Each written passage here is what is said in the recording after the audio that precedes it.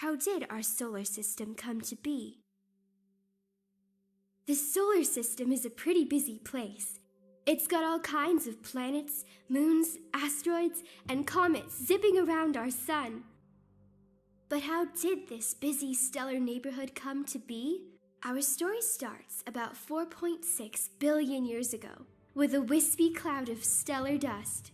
This cloud was part of a bigger cloud called a nebula. At some point, the cloud collapsed, possibly because the shockwave of a nearby exploding star caused it to compress.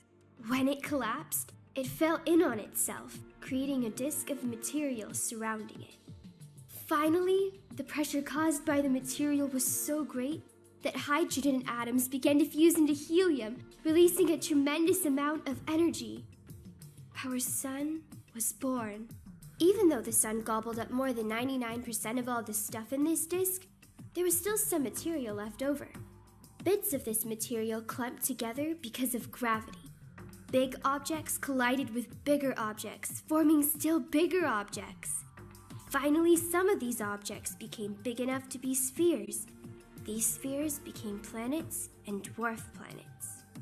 Rocky planets like Earth formed near the sun because icy and gaseous material couldn't survive close to all that heat. Gas and icy stuff collected further away, creating the gas and ice giants.